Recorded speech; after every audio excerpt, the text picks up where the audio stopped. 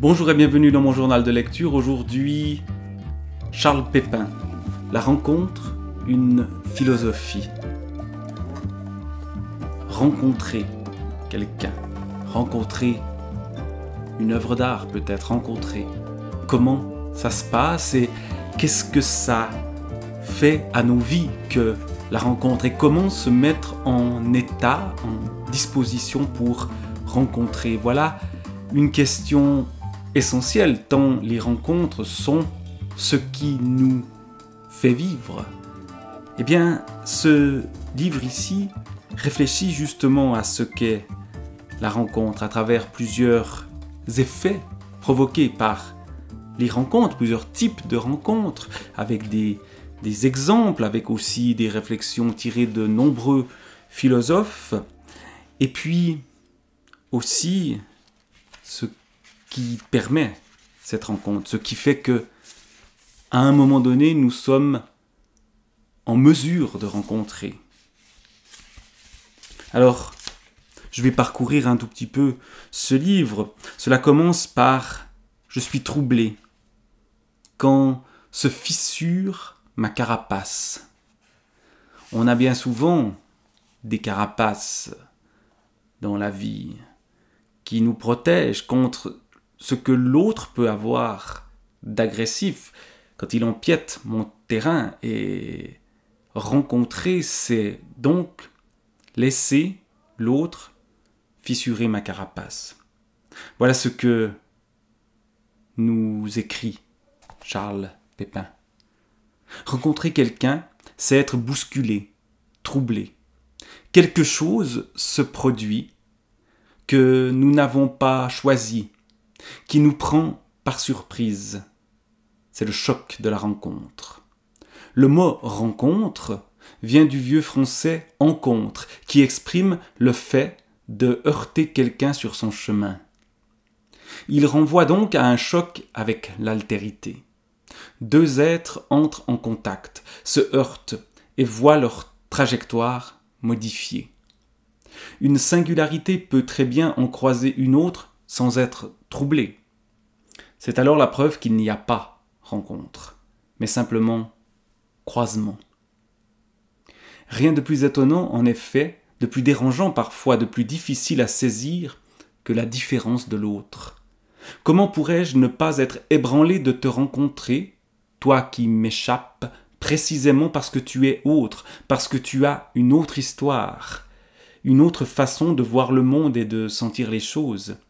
Si je reste de marbre, c'est que je t'ai à peine aperçu, ou que je n'ai vu en toi qu'un miroir me réfléchissant. Donc d'emblée, la rencontre, c'est un choc, un heurt avec l'autre, l'autre qui vient perturber notre trajectoire. Alors donc il y a un trouble, et puis il continue avec « Je te reconnais » quand le hasard ressemble au destin. Les rencontres sont-elles dues au hasard ou pas, ou au destin? Pour Charles Pépin, il considère qu'il s'agit véritablement de hasard, et non d'un destin, mais d'un hasard qui peut être provoqué. Et puis après, je te reconnais, il y a « je suis curieux de toi » quand j'ai envie de découvrir ton monde, un monde qui n'est pas le mien. Et puis, j'ai envie de me lancer quand l'autre me donne des ailes. Je découvre ton point de vue quand je fais l'expérience de ton altérité. Car la rencontre, ça n'est pas le miroir, ça n'est pas « je te reconnais en moi » ou « je me reconnais en toi ». C'est qu'il y a quelque chose, oui, de l'ordre de la reconnaissance, mais il y a aussi ce qui reste autre.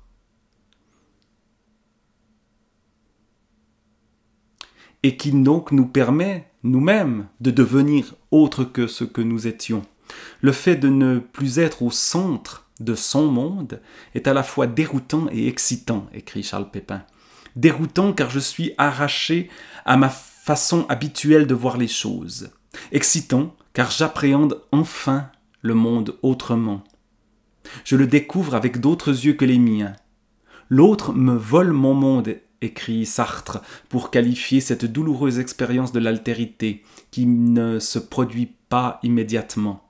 Il faut des expériences répétées de ce changement de regard pour accéder ainsi au point de vue de l'autre. Cette découverte de l'altérité indique que la rencontre a eu lieu et commence à produire ses effets. Bien sûr, nous savons que l'autre existe, mais le rencontrer vraiment, faire l'expérience de sa différence, exige davantage. Cette conscience de l'autre, je l'ai en voiture lorsqu'il me fait une queue de poisson, mais je ne le rencontre pas. Je l'ai lorsque mon travail me contraint à collaborer avec lui, mais je ne le rencontre pas nécessairement pour autant. Je l'ai lorsque l'autre me tient lieu de partenaire sexuel interchangeable, mais il n'est pas dit que je le rencontre à chaque fois. En revanche, quand cet autre devient mon amour, mon ami, mon partenaire, lorsque je ne peux plus vivre un événement sans le ressentir également à travers lui, alors je sais que je l'ai vraiment rencontré. Je fais dans la durée l'expérience de sa différence, de son altérité. Étrange expérience d'ailleurs. Si l'autre est vraiment autre, comment puis-je me mettre à sa place ? Sa différence ne constitue-t-elle pas un fossé qui m'empêche de le rejoindre, de le comprendre, de le rencontrer ? La rencontre de l'autre n'est-elle pas, par essence, impossible ? L'expérience nous montre heureusement le contraire. La plupart des amis, amoureux, amants ne doutent pas de s'être rencontrés. Mais comment être sûr que cette rencontre est réelle ? Que nous ne sommes pas en train de nous illusionner, de nous faire un film. Précisément en observant, jour après jour, que nous sommes capables de nous décentrer. Chaque fois que nous réussissons à voir le monde à travers les yeux de l'autre, nous faisons mentir une impossibilité théorique. La vie est plus forte que la théorie. Chaque fois que le monde s'offre à moi autrement, parce que je le découvre avec tes yeux, je sais que je t'ai rencontré. Expérience quasi mystique de sortie de soi que la rencontre. Quand elle a lieu vraiment, le mot est employé assez souvent. Expérience, évidemment, qui perturbe, qui peut être dangereuse. Il est question évidemment d'amour construction plutôt que d'amour fusion, par exemple, avec un exemple intéressant qui est celui d'Émilie du Châtelet et de Voltaire, qui par leurs différences mêmes se constituent l'un l'autre.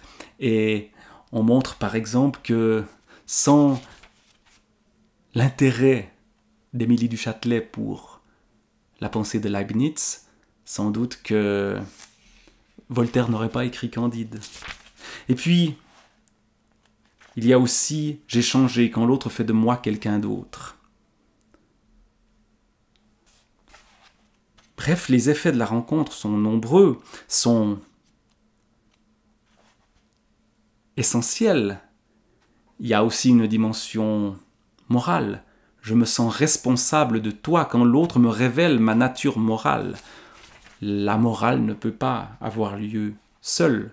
C'est face au visage de l'autre, c'est un des sous-titres ici, que je deviens quelqu'un qui a une conscience morale. Il n'y a pas de morale quand on est seul. Tout est permis, mais quand il y a l'autre et qu'on reconnaît l'altérité de l'autre et qu'on reconnaît sa présence et qu'on désire que l'autre soit au centre, qu'il nous décentre nous, eh bien, la morale est essentielle.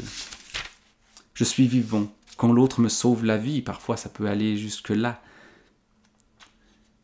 comme tuteur de résilience, à partir de l'exemple de Boris Cyrulnik. Et puis, donc, ce qu'on peut dire, c'est qu'il y a à travers la rencontre des changements majeurs qui donnent plus de sens à nos vies. Mais comment rencontrer ? Qu'est-ce qui fait que une rencontre peut avoir lieu.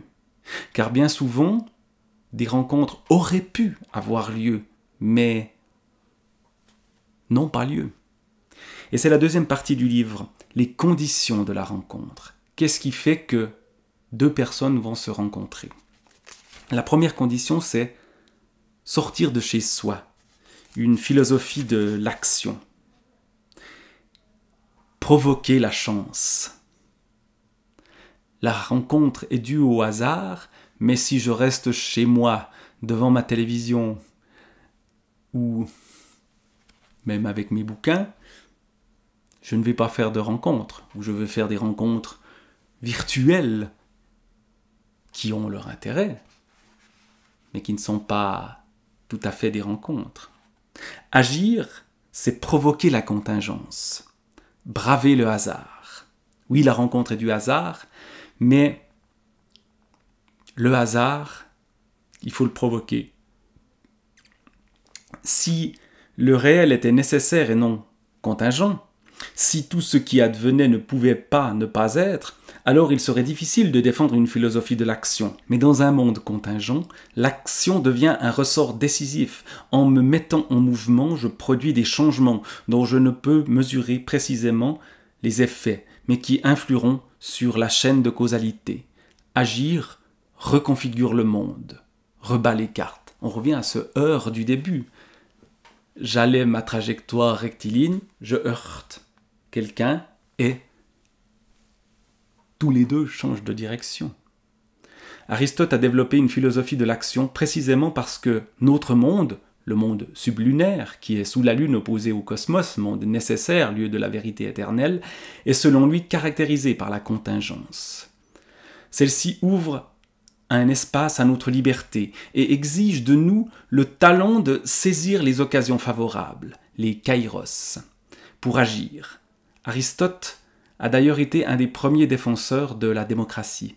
Croire en la démocratie revient à croire en une action collective capable de changer les choses. Dans un monde contingent, notre solitude, notre incapacité à rencontrer les autres ne relève d'aucun destin. Leur être n'a pas de raison d'être. Il suffit de sortir de chez soi pour provoquer le hasard et peut-être tout changer.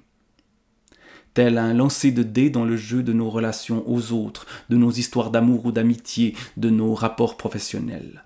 La superstition nous conduit à nous représenter la chance comme une donnée objective, indépendante de notre volonté ou de notre action. C'est oublier qu'elle se provoque. Rencontrer quelqu'un, c'est sortir de soi, s'arracher à sa position de sujet autocentré pour s'ouvrir à la perspective de l'autre. Mais pour réussir ainsi à sortir de soi, encore faut-il commencer par sortir de chez soi. Mais ce n'est pas la seule condition de sortir de chez soi. Au contraire, il faut aussi, pour pouvoir sortir de soi ou de chez soi, rentrer en soi. Agir, c'est s'aventurer dans le monde sans savoir au juste à quoi ressemblera cette aventure, sans connaître à l'avance les effets de la rencontre entre notre action et le monde. Mais cette aventure a d'autant plus de chances de produire des étincelles que nous sommes riches d'une vie intérieure et avons su cultiver dans le secret de nos maisons, de nos chambres, le jardin de notre intériorité. S'engager dans une pratique, se passionner pour un art martial, une danse, un courant musical ou un écrivain, s'intéresser, être curieux nous prépare donc doublement à la rencontre.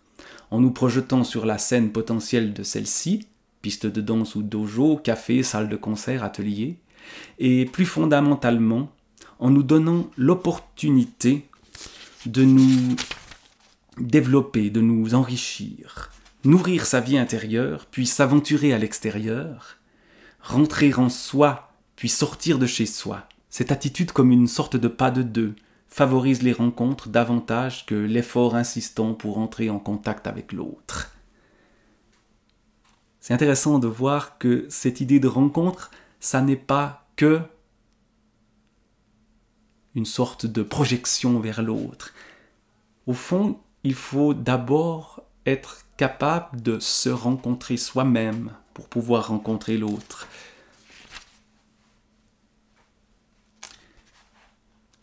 Et il y a d'autres conditions. Il faut oser. J'y vais, je vois. Voilà un mantra, se dire j'y vais, je vois. Il se passera une rencontre ou pas. Et on laisse ouvert, on laisse les possibilités multiples de la vie, on les laisse advenir ou pas. Si l'on cherche à tout prix la rencontre, c'est peut-être justement comme ça qu'on ne la trouvera pas. C'est une certaine ouverture, ne rien attendre de précis. Éloge de la disponibilité, voilà un point aussi qui est développé par Charles Pépin. Ce n'est pas pour rencontrer les autres qu'il faut sortir de chez soi, mais pour se rendre disponible à la rencontre. Des attentes trop précises risquent de nous faire manquer la rencontre d'une personne ne correspondant pas à nos critères, alors même que nous aurions pu vivre avec elle une belle histoire. C'est évidemment la tendance des réseaux, des algorithmes aujourd'hui qui nous poussent vers des gens qui nous ressemblent énormément. Or, oui, qui se ressemblent, s'assemblent, dit-on. Mais la rencontre, elle se fait dans la différence. Elle se fait peut-être avec quelqu'un dont on n'aurait jamais pensé que cette personne-là, nous pouvions véritablement la rencontrer. Donc il faut se laisser disponible, accueillir la surprise. Voilà un autre conseil, tomber le masque, la puissance de la vulnérabilité. Évidemment, le meilleur moyen de ne rencontrer personne, c'est de se méfier, c'est aussi de ne pas se livrer, rester à distance, et Dieu sait si. En effet, j'ai pu expérimenter ceci. On ne parvient pas à tomber les masques, la société nous pousse à garder la face. Or parfois, quand une rencontre se fait, c'est justement quand tombe le masque. Il prend l'exemple de Benoît XVI et du futur pape François, où il semblerait que les deux ne s'aimaient pas, ne s'appréciaient pas, ils ont une vision de l'Église très différente, et en même temps, ils se sont rencontrés quand Benoît XVI a avoué des doutes à François, et que François a reconnu qu'il n'avait peut-être pas agi de manière très correcte pendant la dictature en Argentine. Et donc, ils ont tombé les masques et sont devenus amis. La vraie vie et rencontre. Ça, c'est la troisième partie du livre où Charles Pépin va, au fond, analyser cette idée de rencontre à travers plusieurs philosophies, la rencontre comme propre de l'homme, dans une lecture anthropologique, ou alors une lecture existentialiste, je te rencontre donc, j'existe, ou rencontrer le mystère à travers une lecture religieuse, ou rencontrer son désir dans une lecture psychanalytique. Donc il y a différentes modalités de la rencontre. Nous sommes de bien étranges animaux, écrit-il. Nous avons besoin de rencontrer d'autres membres de notre espèce pour devenir nous-mêmes. Nous ne nous suffisons pas. Nous aspirons par nature à la rencontre de l'autre, non comme un simple ajout, un supplément qui se joindrait à notre être premier, mais comme un élément essentiel, consubstantiel à notre vie même, nécessaire à notre réalisation. Sans rencontrer les autres, impossible de savoir ce qui nous anime vraiment, de quoi nous sommes capables, impossible de sortir de nos prisons identitaires, de nos carcans sociaux ou mentaux, impossible également de découvrir notre fibre morale, cette disposition à faire parfois passer l'autre avant nous-mêmes. Je t'ai rencontré, ta lumineuse singularité m'a ébloui, nous sommes devenus amis, ou peut-être amants, amoureux. En tout cas, tu m'as surpris, bouleversé. Tu as changé ma vision du monde. Peut-être est-ce toi qui m'as souri quand la vie ne me souriait plus. Ou est-ce moi qui t'ai apporté mon soutien et me suis épanoui dans ma responsabilité nouvelle. Quoi qu'il en soit, j'ai, grâce à toi, à travers toi, découvert une part de moi qui m'était inconnue. Je sais aujourd'hui un peu mieux qui je suis. Et ce n'est pas toi qui me l'as appris, mais par toi que je l'ai découvert. La clé a été notre rencontre.